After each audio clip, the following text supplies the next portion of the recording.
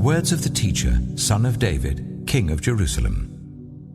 Meaningless, meaningless, says the teacher. Utterly meaningless. Everything is meaningless. What do people gain from all their labors, of which they toil under the sun? Generations come and generations go, but the earth remains forever. The sun rises and the sun sets, and hurries back to where it rises. The wind blows to the south and turns to the north. Round and round it goes, ever returning on its course. All streams flow into the sea, yet the sea is never full. To the place the streams come from, there they return again. All things are wearisome, more than one can say. The eye never has enough of seeing, nor the ear its fill of hearing. What has been will be again. What has been done will be done again. There is nothing new under the sun. Is there anything of which one can say, "Look, this is something new"? It was here already long ago. It was here before our time. No one remembers the former generations, and even those yet to come will not be remembered by those who follow them. I, the teacher, was king over Israel in Jerusalem. I applied my mind to study and to explore, by wisdom, all that is done under the heavens. What a heavy burden God has laid on mankind. I have seen all the things that are done under the sun. All of them are meaningless, a chasing after the wind. What is crooked cannot be straightened. What is lacking cannot be counted. I said to myself, "Look, I have increased in wisdom more than anyone who has ruled over Jerusalem before me. I have experienced much of wisdom and knowledge." Then I applied myself to the understanding of wisdom, and also of madness and folly. But I learned that this too is a chasing after the wind. For with much wisdom comes much sorrow. The more knowledge, the more grief.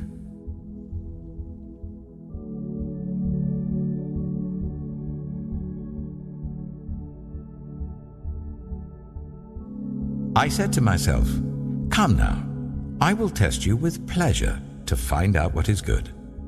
But that also proved to be meaningless. Laughter, I said, is madness, and what does pleasure accomplish? I tried cheering myself with wine and embracing folly, my mind still guiding me with wisdom.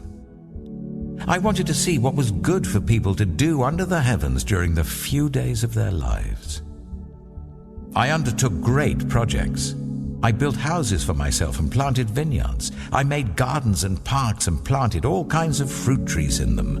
I made reservoirs to water groves of flourishing trees. I bought male and female slaves and had other slaves who were born in my house. I also owned more herds and flocks than anyone in Jerusalem before me. I amassed silver and gold for myself and the treasure of kings and provinces. I acquired male and female singers and a harem as well, the delights of a man's heart. I became greater by far than anyone in Jerusalem before me. In all this, my wisdom stayed with me. I denied myself nothing my eyes desired. I refused my heart no pleasure. My heart took delight in all my labor, and this was the reward for all my toil. Yet when I surveyed all that my hands had done and what I had toiled to achieve, everything was meaningless, a chasing after the wind. Nothing was gained under the sun. Then I turned my thoughts to consider wisdom, and also madness and folly. What more can the king's successor do than what has already been done? I saw that wisdom is better than folly, just as light is better than darkness. The wise have eyes in their heads, while the fool walks in the darkness. But I came to realize that the same fate overtakes them both. Then I said to myself, the fate of the fool will overtake me also. What then do I gain by being wise? I said to myself, this too is meaningless. For the wise, like the fool, will not be long remembered. The days have already come when both have been forgotten. Like the fool, the wise too must die. So I hated life, because the work that is done under the sun was grievous to me. All of it is meaningless, a chasing after the wind. I hated all the things I had toiled for under the sun, because I must leave them to the one who comes after me. And who knows whether that person will be wise or foolish? Yet they will have control over all the fruit of my toil, into which I have poured my effort and skill under the sun. This too is meaningless. So my heart began to despair over all my toilsome labor under the sun. For a person may labor with wisdom, knowledge, and skill, and then they must leave all they own to another who has not toiled for it. This too is meaningless and a great misfortune. What do people get for all the toil and anxious striving with which they labor under the sun? All their days their work is grief and pain. Even at night their minds do not rest. This too is meaningless. A person can do nothing better than to eat and drink and find satisfaction in their own toil. This too I see is from the hand of God, for without him who can eat or find enjoyment? To the person who pleases him, God gives wisdom, knowledge, and happiness, but to the sinner, he gives the task of gathering and storing up wealth to hand it over to the one who pleases God. This too is meaningless, a chasing after the wind.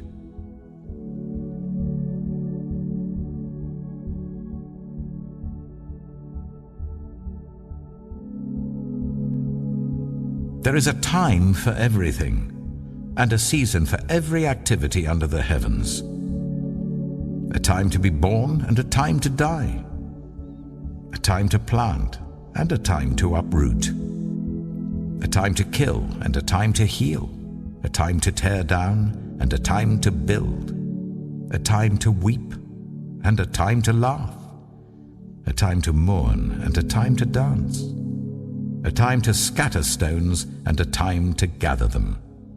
A time to embrace and a time to refrain from embracing. A time to search and a time to give up. A time to keep and a time to throw away. A time to tear and a time to mend. A time to be silent and a time to speak. A time to love and a time to hate. A time for war and a time for peace. What do workers gain from their toil? I have seen the burden God has laid on the human race. He has made everything beautiful in its time. He has also set eternity in the human heart, yet no one can fathom what God has done from beginning to end. I know that there is nothing better for people than to be happy and to do good while they live, that each of them may eat and drink and find satisfaction in all their toil. This is the gift of God. I know that everything God does will endure forever. Nothing can be added to it and nothing taken from it. God does it so that people will fear him. Whatever is has already been, and whatever will be has been before, and God will call the past to account. And I saw something else under the sun. In the place of judgment, wickedness was there. In the place of justice, wickedness was there. I said to myself, God will bring into judgment both the righteous and the wicked, for there will be a time for every activity, a time to judge every deed. I also said to myself, as for humans, God tests them so that they may see that they are like the animals. Surely the fate of human beings is like that of the animals. The same fate awaits them both. As one dies, so dies the other. All have the same breath. Humans have no advantage over animals. Everything is meaningless. All go to the same place. All come from dust, and to dust all return. Who knows if the human spirit rises upward, and if the spirit of the animal goes down into the earth? So I saw that there is nothing better for a person than to enjoy their work, because that is their lot. For who can bring them to see what will happen after them?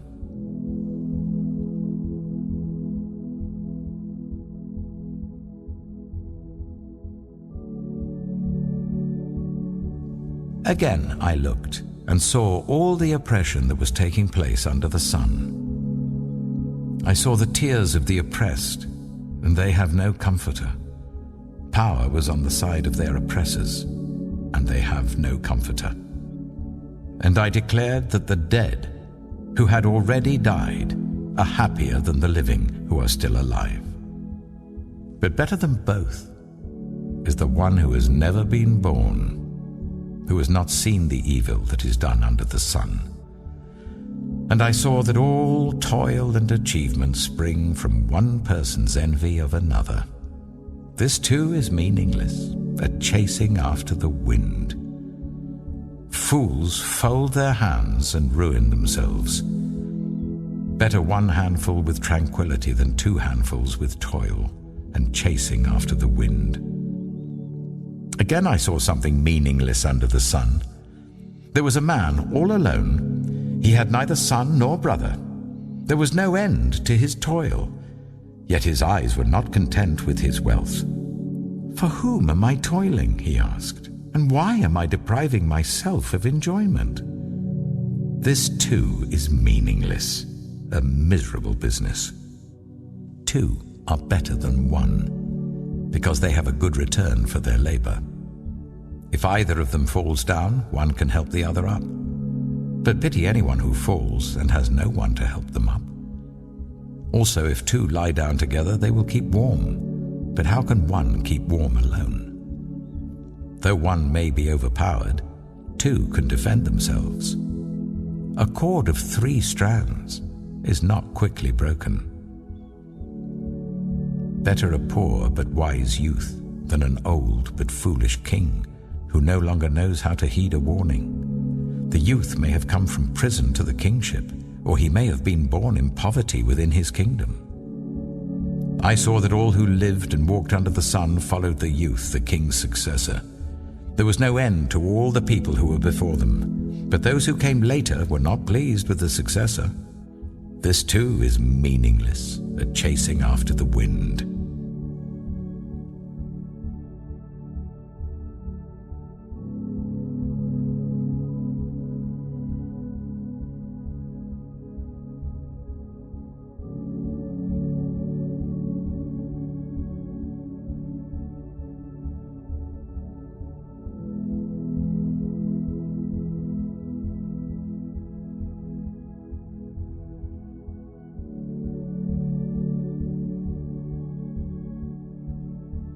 Guard your steps when you go to the house of God. Go near to listen, rather than to offer the sacrifice of fools who do not know that they do wrong. Do not be quick with your mouth. Do not be hasty in your heart to utter anything before God. God is in heaven, and you are on earth, so let your words be few. A dream comes when there are many cares, and many words mark the speech of a fool. When you make a vow to God, do not delay to fulfill it. He has no pleasure in fools. Fulfill your vow. It is better not to make a vow than to make one and not fulfill it. Do not let your mouth lead you into sin, and do not protest to the temple messenger, "My vow was a mistake." Why should God be angry at what you say and destroy the work of your hands? Much dreaming and many words are meaningless. Therefore, fear God. If you see the poor oppressed in a district and justice and rights denied, do not be surprised at such things, for one official is eyed by a higher one, and over them both are others higher still. The increase from the land is taken by all. The king himself profits from the fields. Whoever loves money never has enough. Whoever loves wealth is never satisfied with their income. This too is meaningless. As goods increase, so do those who consume them, and what benefit are they to the owners, except to feast their eyes on them? The sleep of a laborer is sweet, whether they eat little or much. But as for the rich, their abundance permits them no sleep. I have seen a grievous evil under the sun. Wealth hoarded to the harm of its owners, or wealth lost through some misfortune, so that when they have children there is nothing left for them to inherit. Everyone comes naked from their mother's womb, and as everyone comes, so they depart. They take nothing from their toil that they can carry in their hands. This too is a grievous evil. As everyone comes, so they depart. And what do they gain, since they toil for the wind? All their days they eat in darkness with great frustration, affliction, and anger. This is what I have observed to be good, that it is appropriate for a person to eat, to drink, and to find satisfaction in their toilsome labor under the sun during the few days of life God has given them, for this is their lot. Moreover, when God gives someone wealth and possessions and the ability to enjoy them, to accept their lot and be happy in their toil, this is a gift of God. They seldom reflect on the days of their life because God keeps them occupied with gladness of heart.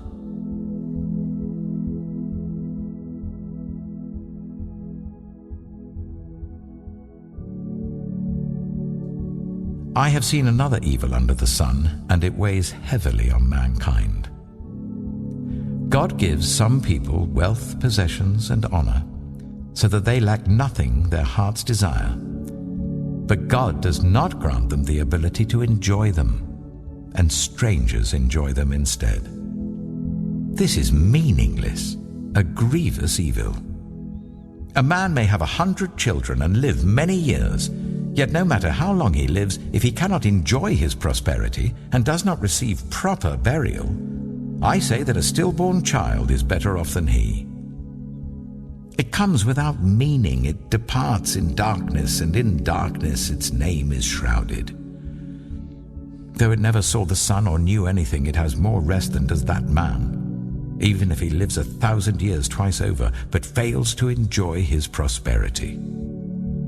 Do not all go to the same place? Everyone's toil is for their mouth, and yet their appetite is never satisfied.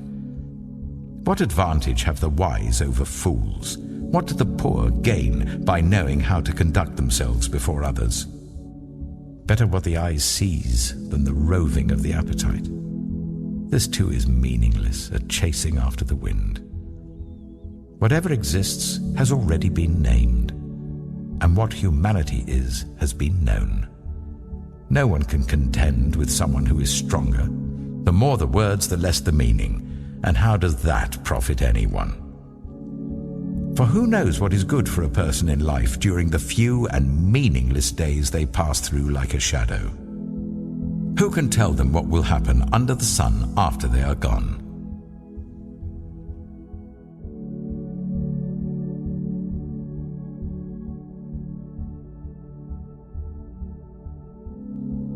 A good name is better than fine perfume, and the day of death better than the day of birth. It is better to go to a house of mourning than to go to a house of feasting, for death is the destiny of everyone. The living should take this to heart. Frustration is better than laughter, because a sad face is good for the heart. The heart of the wise is in the house of mourning, but the heart of fools is in the house of pleasure. It is better to heed the rebuke of a wise person than to listen to the song of fools. Like the crackling of thorns under the pot, so is the laughter of fools. This too is meaningless.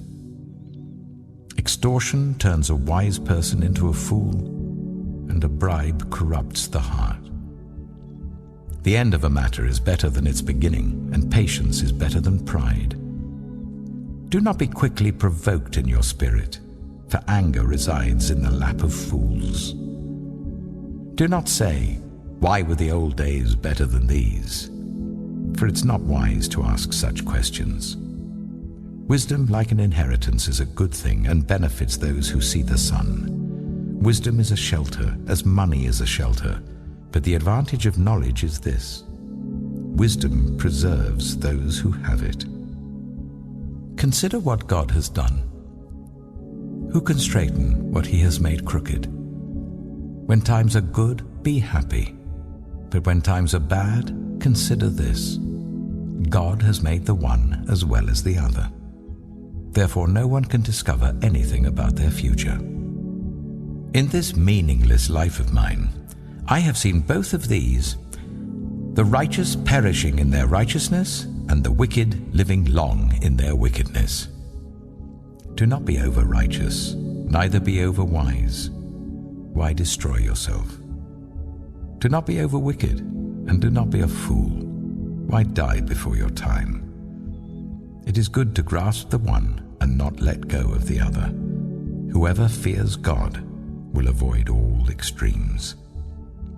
Wisdom makes one wise person more powerful than 10 rulers in a city. Indeed, there is no one on earth who is righteous, no one who does what is right and never sins. Do not pay attention to every word people say, or you may hear your servant cursing you. For you know in your heart that many times you yourself have cursed others. All this I tested by wisdom, and I said, I am determined to be wise, but this was beyond me. Whatever exists is far off and most profound. Who can discover it? So I turned my mind to understand, to investigate, and to search out wisdom and the scheme of things, and to understand the stupidity of wickedness and the madness of folly. I find more bitter than death the woman who is a snare, whose heart is a trap and whose hands are chains. The man who pleases God will escape her, but the sinner she will ensnare. Look, says the teacher, this is what I have discovered. Adding one thing to another to discover the scheme of things, while I was still searching but not finding, I found one upright man among 1,000, but not one upright woman among them all.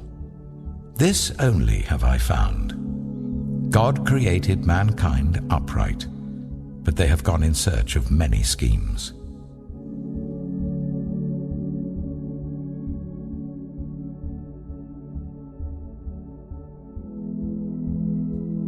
Who is like the wise? Who knows the explanation of things? A person's wisdom brightens their face and changes its hard appearance. Obey the king's command, I say, because you took an oath before God. Do not be in a hurry to leave the king's presence. Do not stand up for a bad cause, for he will do whatever he pleases. Since a king's word is supreme, who can say to him, "What are you doing?" Whoever obeys his command will come to no harm, and the wise heart will know the proper time and procedure. For there is a proper time and procedure for every matter, though a person may be weighed down by misery. Since no one knows the future, who can tell someone else what is to come? As no one has power over the wind to contain it, so no one has power over the time of their death. As no one is discharged in time of war, so wickedness will not release those who practice it. All this I saw as I applied my mind to everything done under the sun.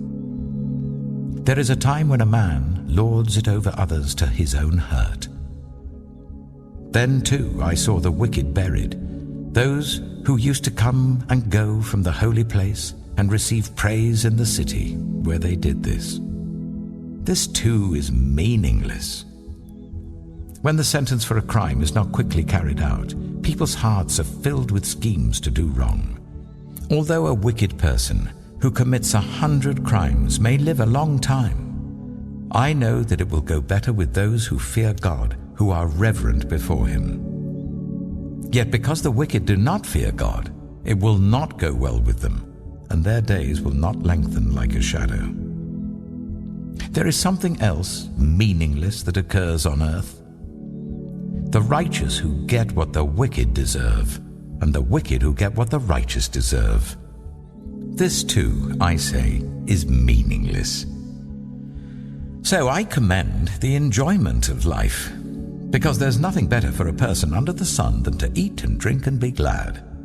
Then joy will accompany them in their toil all the days of the life God has given them under the sun. When I applied my mind to know wisdom and to observe the labor that is done on earth, people getting no sleep day or night, then I saw all that God has done. No one can comprehend what goes on under the sun. Despite all their efforts to search it out, no one can discover its meaning. Even if the wise claim they know, they cannot really comprehend it.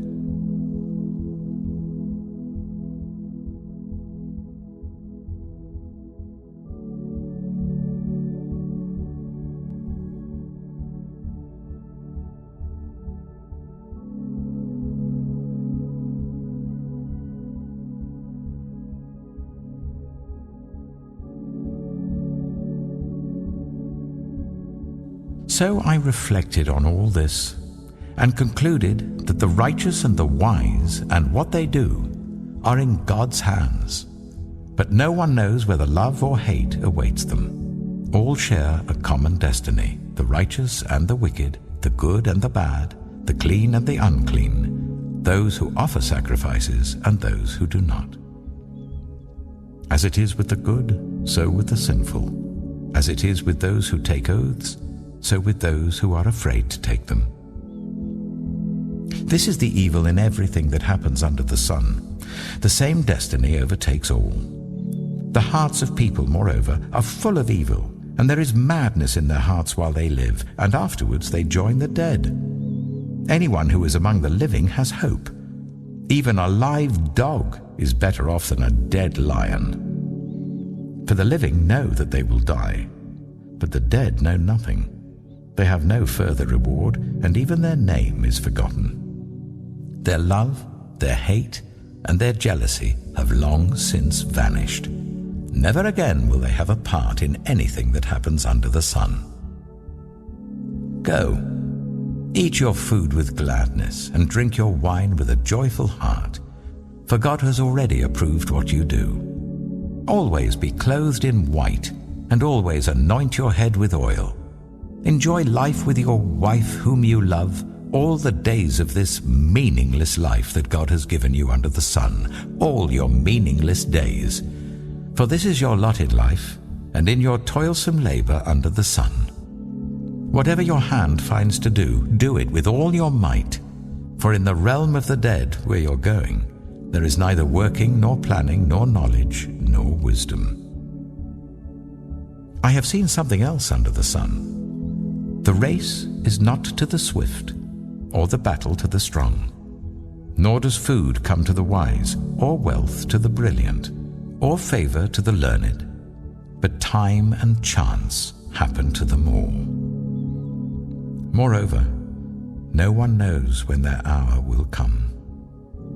As fish are caught in a cruel net, or birds are taken in a snare, so people are trapped by evil times that fall unexpectedly upon them. I also saw under the sun this example of wisdom that greatly impressed me. There was once a small city with only a few people in it, and a powerful king came against it, surrounded it, and built huge siege works against it. Now there lived in that city a man, poor but wise, and he saved the city by his wisdom. But nobody remembered that poor man.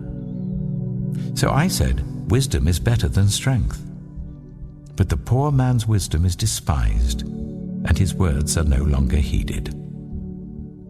The quiet words of the wise are more to be heeded than the shouts of a ruler of fools. Wisdom is better than weapons of war, but one sinner destroys much good.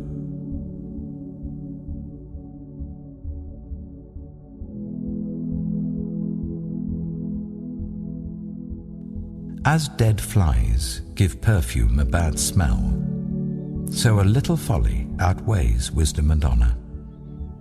The heart of the wise inclines to the right, but the heart of the fool to the left. Even as fools walk along the road, they lack sense and show everyone how stupid they are. If a ruler's anger rises against you, Do not leave your post. Calmness can lay great offenses to rest. There is an evil I have seen under the sun, the sort of error that arises from a ruler. Fools are put in many high positions, while the rich occupy the low ones. I have seen slaves on horseback, while princes go on foot like slaves. Whoever digs a pit may fall into it. Whoever breaks through a wall may be bitten by a snake. Whoever quarries stones may be injured by them. Whoever splits logs may be endangered by them. If the axe is dull and its edge unsharpened, more strength is needed, but skill will bring success. If a snake bites before it is charmed, the charmer receives no fee. Words from the mouth of the wise are gracious, but fools are consumed by their own lips. At the beginning their words are folly, at the end they are wicked madness, and fools multiply words. No one knows what is coming. Who can tell someone else what will happen after them? The toil of fools wearies them. They do not know the way to town. Woe to the land whose king was a servant and whose princes feast in the morning. Blessed is the land whose king is of noble birth and whose princes eat at a proper time, for strength and not for drunkenness. Through laziness the rafters sag. Because of idle hands the house leaks. A feast is made for laughter, wine makes life merry, and money is the answer for everything. Do not revile the king even in your thoughts, or curse the rich in your bedroom, because a bird in the sky may carry your words, and a bird on the wing may report what you say.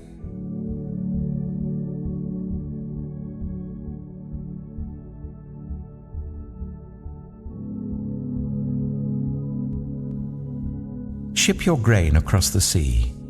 After many days, you may receive a return. Invest in 7 ventures, yes, in 8. You do not know what disaster may come upon the land. If clouds are full of water, they pour rain on the earth. Whether a tree falls to the south or to the north, in the place where it falls, there it will lie. Whoever watches the wind will not plant. Whoever looks at the clouds will not reap. As you do not know the path of the wind or how the body is formed in a mother's womb, so you cannot understand the work of God, the maker of all things. Sow your seed in the morning, and at evening let your hands not be idle. For you do not know which will succeed, whether this or that, or whether both will do equally well. Light is sweet, and it pleases the eyes to see the sun. However many years anyone may live, let them enjoy them all. But let them remember the days of darkness, for there will be many. Everything to come is meaningless. You who are young, be happy while you are young, and let your heart give you joy in the days of your youth. Follow the ways of your heart, and whatever your eyes see. But know that for all these things God will bring you into judgment. So then, banish anxiety from your heart, and cast off the troubles of your body, for youth and vigor are meaningless.